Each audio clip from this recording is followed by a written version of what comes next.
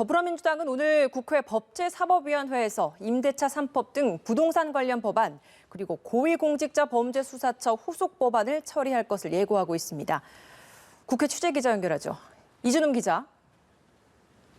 네, 오늘 오후 2시 법사위가 열립니다. 주요 안건은 크게 정부의 부동산과 공수처 후속 법안 이 두 가지로 나눌 수 있습니다.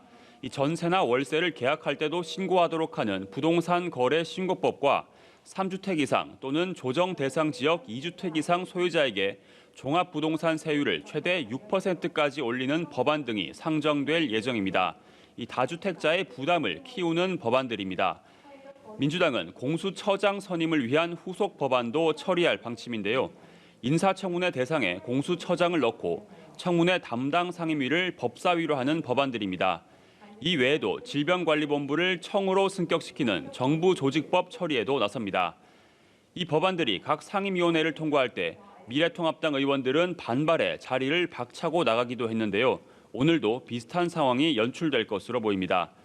민주당은 오늘 이 법사위에서 이 법안들을 처리한 뒤 내일 본회의에서 통과시키겠다는 계획입니다.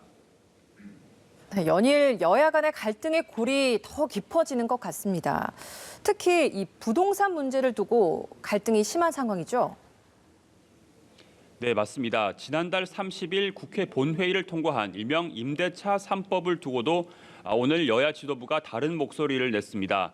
민주당 김태년 원내대표는 우리 국민 38%는 임대차 주거에서 생활한다며 법 시행이 서민 주거 안정에 기여할 것이라고 기대했습니다. 또 부동산 과열을 조기에 안정시키지 못한 건 자신들의 책임이라고 자성의 목소리를 내면서도 통합당도 부동산 폭등의 책임을 회피해선 안 된다고 지적했습니다. 민주당은 이르면 내일 부동산 공급 대책을 발표한다고 밝혔습니다. 반면 통합당은 부동산 정책이 시장을 교란하고 부작용만 키운다고 맞서고 있습니다. 김종인 비상대책위원장은 결국 임차인과 임대인의 갈등만 높일 것이라고 평가절하했습니다. 주호영 원내대표는 임대차 3법으로 전세가 월세로 바뀌게 됐다며 민주당 의원들은 월세의 고통을 제대로 알고 있느냐고 목소리를 높였습니다. 또 부작용을 최소화하는 대안을 내고 민주당의 생각을 돌리기 위한 모든 수단을 동원하겠다고도 했습니다.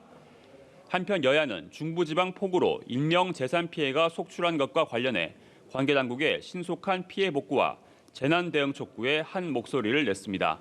지금까지 국회에서 전해드렸습니다.